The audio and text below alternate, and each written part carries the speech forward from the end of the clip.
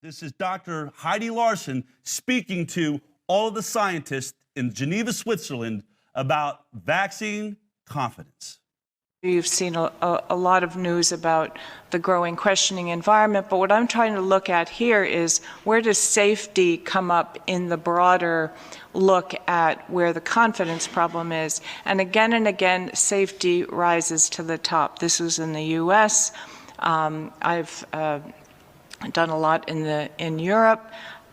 This was our first, we developed a vaccine confidence index, which we've been running for 5 years. Have under review now an analysis of 250,000 people in 148 countries. We have all their background demographics and to look at what are the trends and patterns, but this is one of the first ones we did, 67 countries in 2016, and I was actually surprised at Europe being so acutely skeptical when it came to safety. I knew other countries were having some issues, but it was quite acute in Europe. When we try to disaggregate that by different kinds of reasons, safety is the biggest issue. Safety is the biggest issue. Fear of side effects, low sense of risk. The other thing that's a trend and an issue is not just confidence in providers, but confidence of healthcare providers. We have a very wobbly health professional front line that is starting to question vaccines and the safety of vaccines. That's a huge problem because to this day, any study I've seen, and we're constantly looking on any studies in this space, still the most trusted person on any study I've seen globally is the healthcare provider. And if we lose that, we're in trouble. We've talked about it earlier. Some of the challenges are when the frontline professionals are starting to question, or they don't feel like they have enough confidence about the safety to stand up to it to the person asking them the questions. I mean, most medical school curriculums, even nursing curriculums, I mean, in medical school, you're lucky if you have a half day on vaccines, never mind keeping up to date with all this. I spend a lot of time talking, particularly in the last 6 months, with tech companies, Facebook, WhatsApp, Pulsar, Twitter, Instagram, WeChat, Weibo. They have a lot of fingers pointing at them to fix the misinformation problem. But it's not so simple. One, the biggest problem is a lot of it's not misinformation. Our problem is, as we've heard in the last 48 hours, that there's not anything 100%. And what actually can legally, without creating a censorship thing, can we absolutely say this is misinformation? Because we have a lot of ambiguity in the safety field, and we have to come to terms with that. So we have to think about it differently than deleting misinformation, but building trust so people are willing to put up with a certain amount of risk because they believe in it enough. They believe in our work, what we're doing, and that it's in their interest. This is a physicist I'm working with at GW in George Washington University. Is actually an Oxford physicist. He had worked primarily on different kinds of social networks, but I was fascinated by his methods, and I said, listen, you should look at the vaccine space. So each of these blobs, as he calls them, are communities, like a Facebook page, or Arnica, this group of mothers. So the green dots are undecided, neutral communities, people interested in vaccines but asking questions. The red are the clearly questioning anti-communities, and the blue are the positive. Already you can see the blue is a tighter group, and the red more more out there. Now, if you look at the numbers, what he was looking at was over a period of time, literally a couple months, what is the recruiting pace of the blue positive versus the red in them converting the undecided to their camp or the other. It was a 500% faster recruitment by the negative than the positive vaccine community. That's fast. And this is not hypothetical. I think that one of our biggest challenges is, as Bob said this morning or yesterday, we're in a unique position in human history where we've shifted the human population to vaccine-induced, to dependency on vaccine-induced immunity. And that's on the great assumption that populations would cooperate. And for many years, people lined up. The 6 vaccines, people were there. They saw the reason. We're in a very fragile state now. We have developed a world that is dependent on vaccinations. We don't have a choice but to make that effort.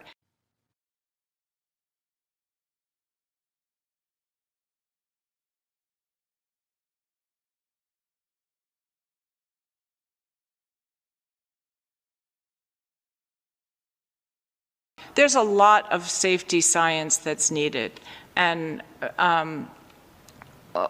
without the good science, we can't have good communication. So although I'm talking about all these other contextual issues and communication issues, it absolutely needs the science as the backbone. You can't repurpose the same old science to make it sound better if you don't have the science that's relevant to the new problems. So we need much more investment in safety science. My name is Marion Gruber. I'm with the Office of Vaccines at the Center for Biologics Evaluation and Research, U.S. Food and Drug Administration. And as I was reading the paper that I was part of writing, I would like to sort of underscore a few points made in that paper and also reflect on some of the issues presented to us regarding novel vaccine platforms.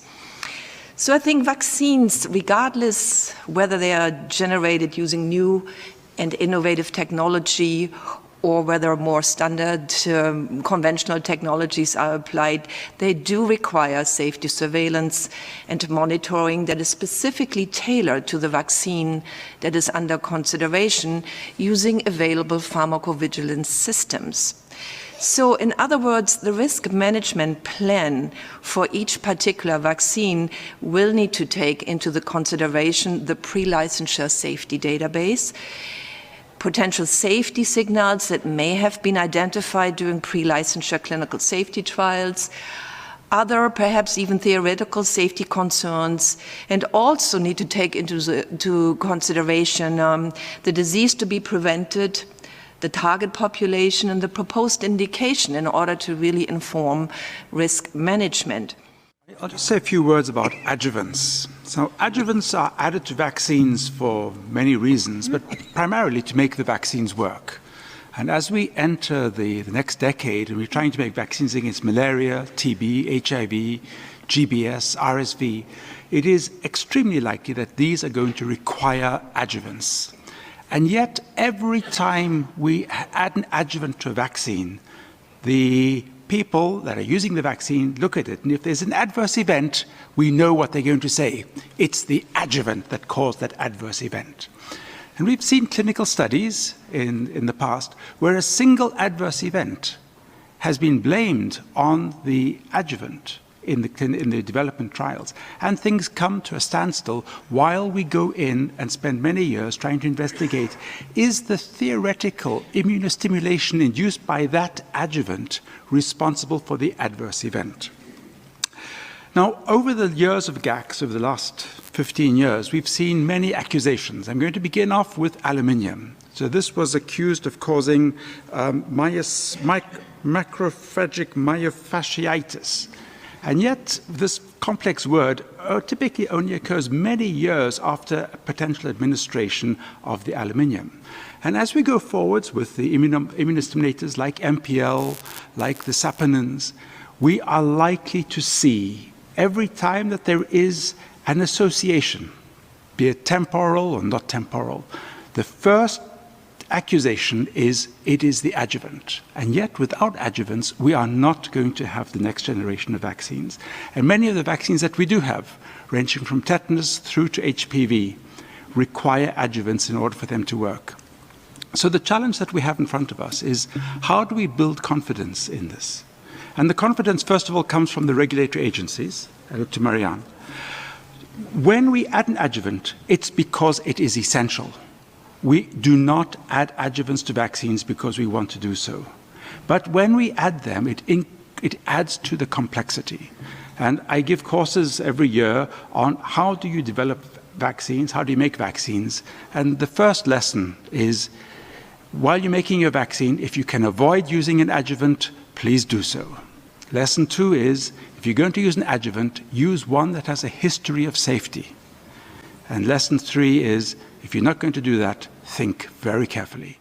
It seems to me that adjuvants multiply the immunogenicity of the antigens that they are added to, and that is their intention. It seems to me they multiply the reactogenicity in many instances. And therefore, it seems to me that it is not unexpected if they multiply the incidence of adverse reactions that are associated with the antigen, but may not have been detected through lack of statistical power in the original studies. Now, I wonder if this thinking is correct, and if it is, whether this has some implications for the way we do pharmacovigilance.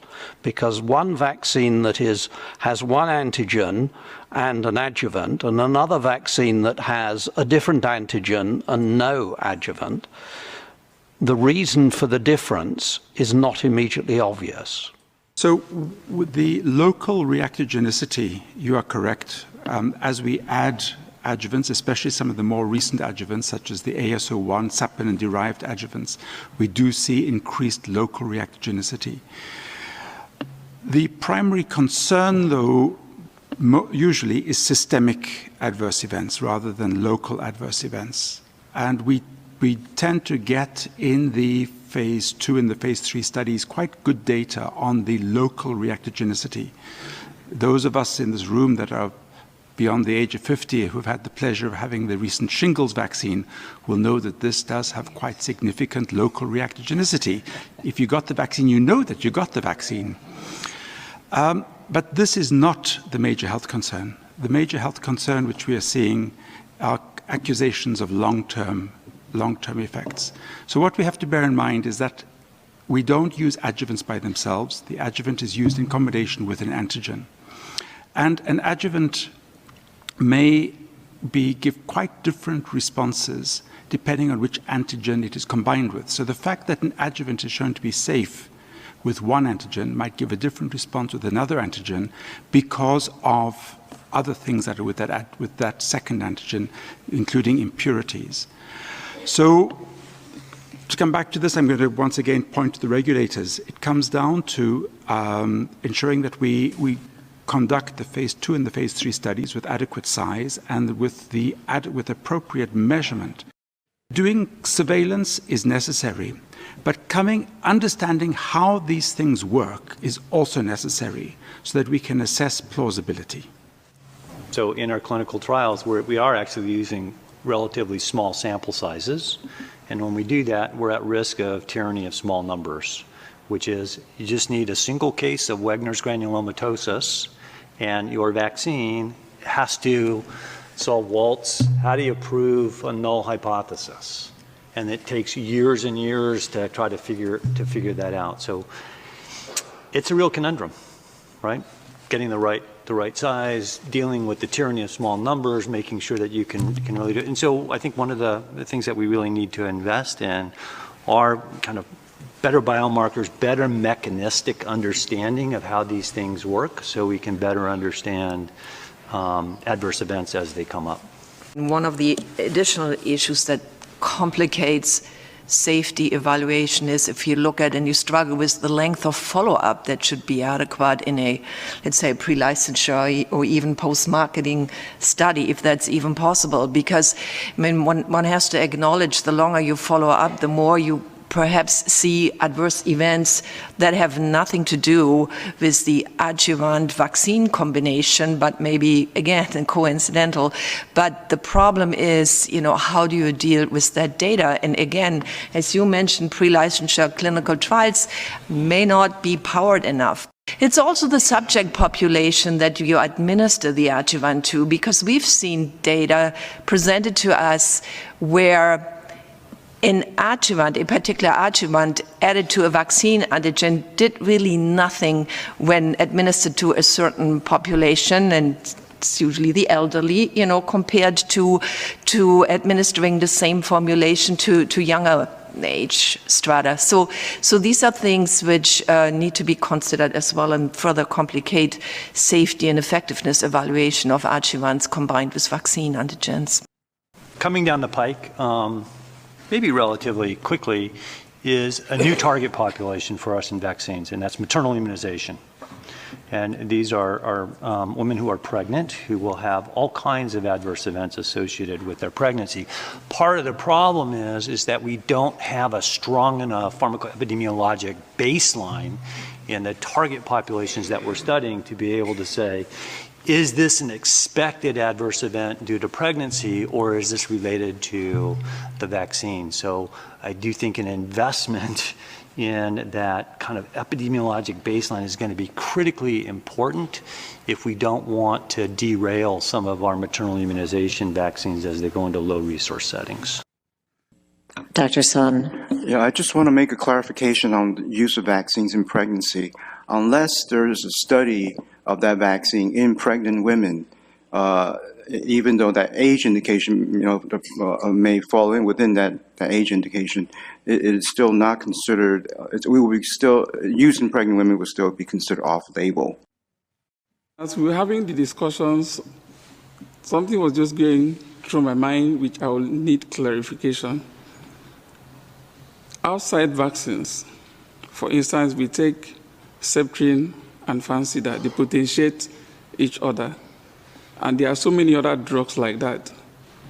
I cast back my mind to our situation in Nigeria, where at 6 weeks, 10 weeks, 14 weeks, a child is being given different antigens from different companies. And these vaccines have different adjuvants, different preservatives, and so on. You go again to 9 months. Currently, the child at 9 months will receive main A, that same child will receive yellow fever, that same child will receive measles vaccine. Something crosses my mind. Is there a possibility of these adjuvants, preservatives, cross-reacting amongst themselves? Have there ever been a study on the possibility of cross-reactions from the panel members that you can share the experience with us? Because this is one thing that I'm also crossing my mind. Going back home, this is an area that we'll need to work with the regulatory agency. Let's even see what is happening. Is there any possibility? So we need guidance from the panel members, whether there's ever been any study on these cross-reactions of multiple antigens from different companies given to a child at the same time. What counsel do you have for us? Thank you. This is a very important question because in general, the clinical trials with any particular new product frequently is done just by itself, and then ultimately, frequently the regulators will ask if that vaccine could be added to the routine immunization program, and so frequently a trial is done with that new vaccine in addition to the regular regimen. But your question is almost kind of the next step, because in real practice, frequently there are multiple vaccines from different manufacturers that then may be received at a different age schedules, etc. And if you take a look at the immunization schedule over the last, let's say, 15, 20 years in high-income countries, as well as in low-resource countries, the schedule has gotten more and more complex, clearly. And so if you take a look at the exposure, what we call the vaccine exposure, in the typical adverse event report to a spontaneous reporting system in any country, you'll see that increase in heterogeneity of those different vaccine exposures, especially if you take the manufacturer into account. Now, the only way to tease that out is if you had a large population database like the Vaccine Safety Data Link, as well as some of the other national databases that are coming to being, where the actual vaccine exposure is tracked down to that level of specificity of who is the manufacturer, what is the lot number, et cetera, et cetera. And there's initiative to try to make the vaccine label information barcoded so that it includes that level of information, so that in the future, when we do these type of studies, we're able to tease that out. And in order to as each time you subdivide, then the sample size gets becoming more and more challenging. And that's what I said earlier today about that we're really only in the beginning of the era of large data sets where hopefully you could start to harmonize the databases for multiple studies. And there's actually an initiative underway. Helen there may want to comment on it to try to get more national vaccine safety database linked together so we could start to answer these type of questions that you just raised. I think we cannot overemphasize the fact that we really don't have very good safety monitoring systems in many countries, and this adds to the miscommunication and the misapprehensions because we're not able to give clear-cut answers when people ask questions about the deaths that have occurred due to a particular vaccine, and this always gets blown up in the media. One should be able to give a very factual account of what exactly has happened and what the cause of deaths are. But in most cases, there's some obfuscation at that level, and therefore there's less and less trust then in the system. Putting in place the mechanisms, whether they're cohort studies or whether they're sentinel surveillance sites, to be able to monitor what's going on and report back, and then for corrective action to be taken, because unexpected things could arise after introduction, and one always has to be prepared. As we've seen, in the history of many drugs, you've heard about, learned about adverse events only after the drug's been licensed and introduced into the population. So I think that risk is always there, and the population needs to understand that and feel confident that mechanisms are being put in place to study some of those things. I want to show you the video that the World Health Organization put out 4 days before hosting the Vaccine Safety Summit. Take a look at what, once again, they wanted to tell the world outside of this room. Take a look at this. Vaccines are very safe. If someone gets sick after vaccination, it is usually either a coincidence, an error in administering the vaccine, or very rarely a problem with the vaccine itself. That's why we have vaccine safety systems.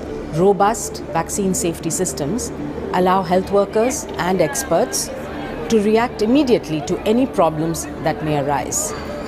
They can examine the problem rigorously and scientifically, look at the data, and then promptly address the problem. WHO works closely with countries to make sure that vaccines can do what they do best, prevent disease without risks.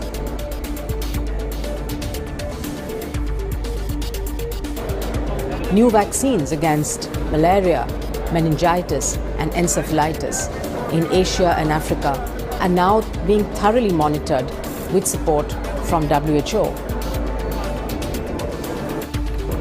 Vaccines are one of the safest tools we have to prevent disease and ensure a healthy future for all children.